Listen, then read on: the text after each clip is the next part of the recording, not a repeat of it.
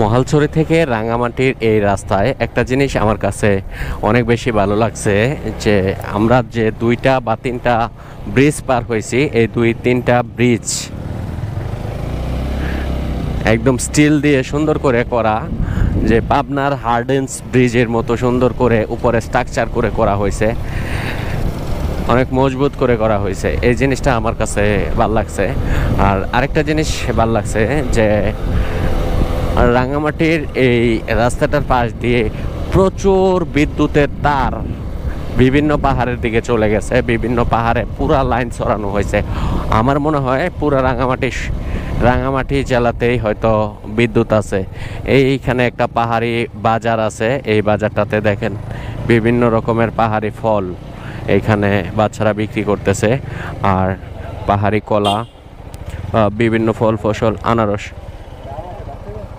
ডাব খাবেন না আনারস খাবেন? আনারস খাবেন? আনারস খান।